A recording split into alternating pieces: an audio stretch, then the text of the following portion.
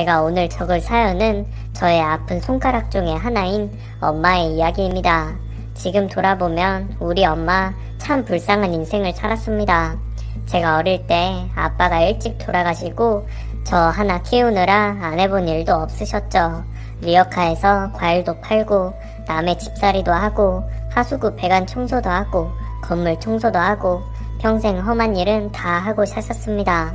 일반 회사라도 다녔거나 돈을 좀 벌어서 장사라도 했으면 이렇게 몸도 마음도 고생하지 않고 살았을 수도 있지만 여기저기 사람들 앞에 나서지도 못하고 뒤에 숨어서만 돈을 벌어야 했던 이유가 있습니다. 사실 엄마는 사고로 한쪽 팔을 잃은 장애인입니다. 얼마 전까지도 엄마가 왜 팔 한쪽이 없는지, 엄마에게 무슨 일이 있던 건지 자세한 이유는 이야기해 주시지 않았습니다. 그냥 사고였다고 누구의 잘못도 없었다면서 씁쓸하게 웃고 넘기셨죠. 절 모르던 어린 시절에는 엄마에게 엄마는 왜 팔이 하나밖에 없어? 라고 묻기도 했지만 단 한 번도 그날 일에 대해서는 이야기한 적이 없습니다. 어릴 땐 아무것도 몰랐다면 사춘기에 접어들면서 팔이 없는 엄마가 창피해지기 시작했고 길에서 마주치면 아는 척도 하지 않았습니다. 오히려 엄마를 피해 다니느라 바빴죠. 친구들이 엄마를 보고 장애인이라고 놀리면 나서 싸우지는 못할 망정 뒤에 숨어서 팔 한쪽이 없는 엄마를 원망을 했었으니까요. 지금 생각해보면 참 그런 불효녀가 없네요. 머리가 좀 크고 나서야 엄마가 창피하다는 생각보다 대단하다는 생각이 들기 시작했습니다. 엄마 자신은 욕먹고 손가락질 받을지언정 저는 어디 가서도 기죽지 말고 당당하게 살라면서 집안 살림 다 끌어모아 빚 하나 없이 대학도 보내주시고 덕분에 이름만 들으면 알만한 대기업에 취직까지 할 수 있었습니다.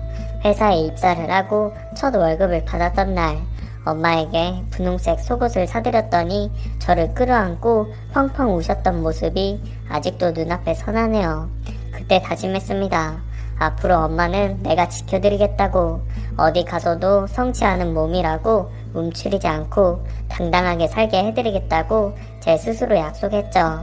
그 후로 저는 어디를 가든 항상 엄마와 함께 다녔습니다. 엄마가 자랑스러웠거든요. 한 번은 회사 생활을 하면서 처음으로 남자친구가 생겼고 엄마에게 그 친구를 소개하기로 했습니다. 저는 엄마가 부끄럽지 않았기에 남자친구에게 굳이 엄마의 이야기를 하지 않았죠. 그런데 기가 막힌 일이 생겼습니다. 엄마, 저 남자친구 셋이 밥을 먹기로 한 날 남자친구가 집 안으로 들어오자마자 엄마를 보고는 흠칫 놀라는 겁니다. 뭐 그 정도는 이해할 수 있었습니다. 처음 본 사람은 놀랄 수도 있고 장애를 가진 식구와 살 때 겪는 불편함은 말로 설명할 수 없을 만큼 많았거든요. 하지만 남자친구는 식사 내내 엄마가 밥 먹는 모습을 보면서 표정을 찡그리고 불편한 기색을 내더라고요. 제 짐작이지만 아마 한 손으로 밥상을 차리고 한 손으로 밥을 먹는 엄마의 모습이 찝찝했거나 그런 모습을 보는 게 불편해서였겠죠. 사실 이런 경험이 많다 보니 표정만 봐도 저 사람이 엄마를 보면서 무슨 생각을 하는지 대충 눈치를 챌 수 있었거든요. 아니나 다를까 엄마를 만나고 나서 집에 오는 길에 저에게 일방적으로 헤어지자고 하더라고요. 그날 밤 엄마와 코가 삐뚤어지게 술을 마셨습니다. 세상 남자들은 다 쓰레기라고 그냥 우리 둘이 행복하게 살자면서 부둥켜 안고 펑펑 울었죠. 그렇게 30이 넘을 때까지 연애도 하지 않고 돈만 열심히 벌었고 덕분에 작은 집도 마련할 수 있었습니다. 그런데 하루는 엄마가 넌지시 묻더라고요. 너는 결혼 생각은 아예 없는 거야? 엄마도 손주 좀 봐주면서 힘들다고 짜증도 내고 너한테 용돈도 좀 받고 싶다. 이 말을 하는데 제가 엄마랑 단 둘이 사는 게 능사는 아니구나 하는 생각이 들었습니다. 사실 엄마에게 말하진 않았지만 회사에 저를 좋아하는 남직원이 한 명 있었는데 너무 잘해주기도 했고 좋은 사람 같았지만 선뜻 저도 마음을 열지 못했거든요. 저는 엄마의 말에 힘을 얻어 그 남자와 연애를 시작했고 1년 연애를 하고 나니까 남자친구가 점점 결혼을 하고 싶다는 이야기를 하더라고요. 사실 저도 상처받고 싶지 않고 제 집안 사정을 깊은 사이도 아닌 사람에게 이야기하고 싶은 마음도 없었지만 결혼 이야기가 오고 가니까 아무래도 엄마가 팔이 좀 불편하다는 사실을 이야기하는 게 나을 수도 있겠다는 생각이 들었습니다. 사실 망설일 일도 아니었고 겁먹을 일도 아니었지만 왜 이렇게 이야기를 꺼내기까지 오래 걸렸는지. 그런데 이 남자는 다른 머저리 같은 남자와는 정말 달랐습니다. 엄마에게 장애가 있다는 이야기를 꺼냈더니 저를 꽉 끌어안으면서 그동안 정말 힘들었겠다면서 잘 버텨왔다면서 저를 위로해주는 겁니다.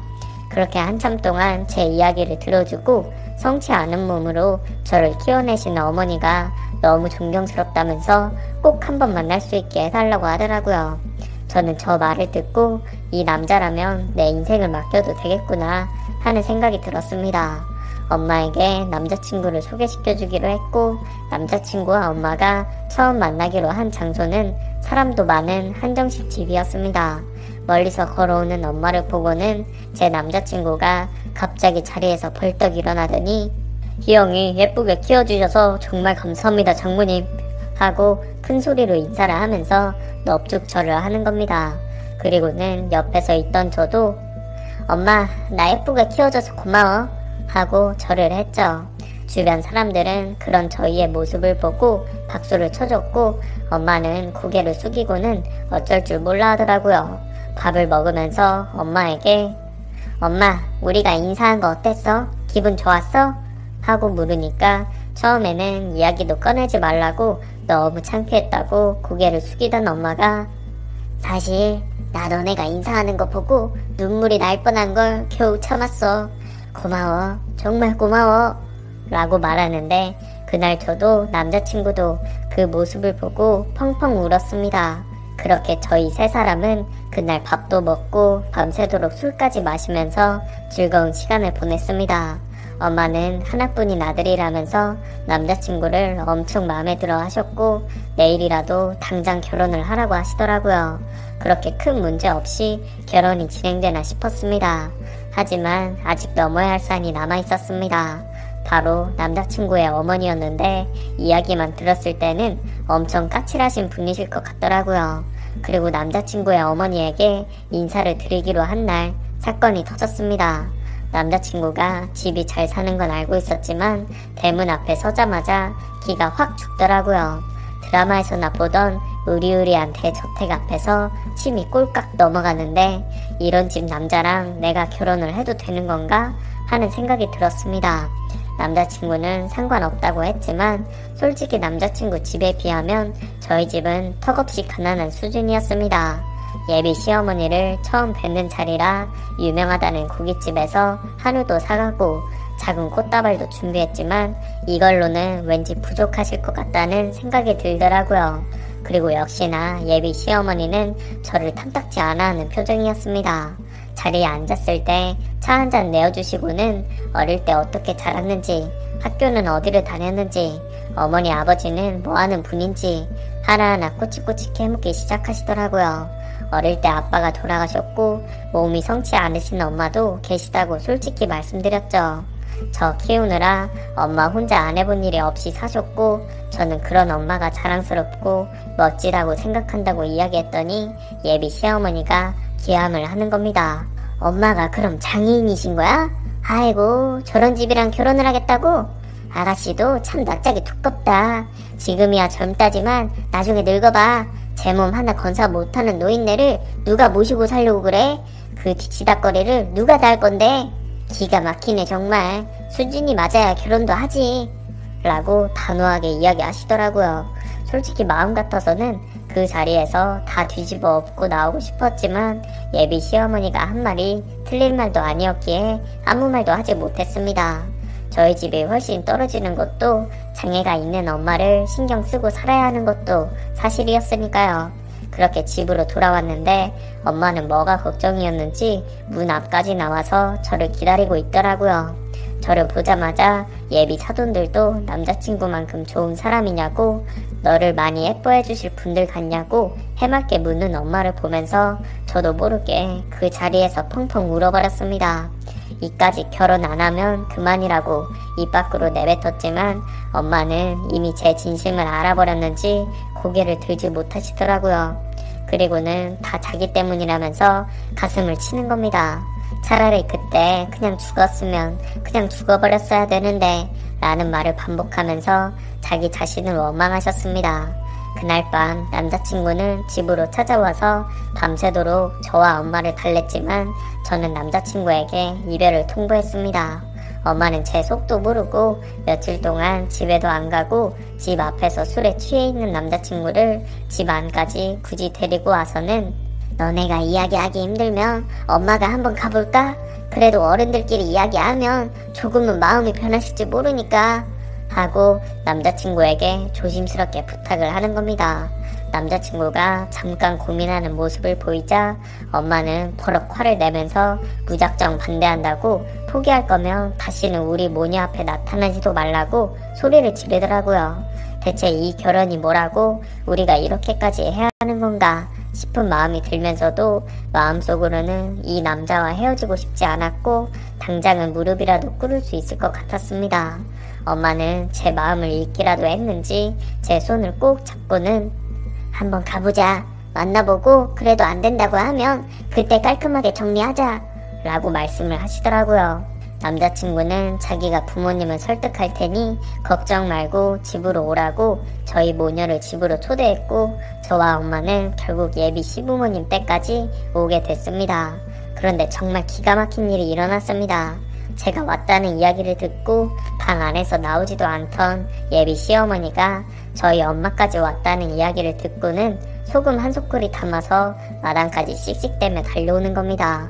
그렇게 저희 모녀에게 소금을 뿌리려던 예비 시어머니와 엄마가 마주한 순간 예비 시어머니는 그 자리에서 움직이지도 못하고 가만히 서서 한동안 저희 둘을 번갈아가며 쳐다보기 시작했습니다.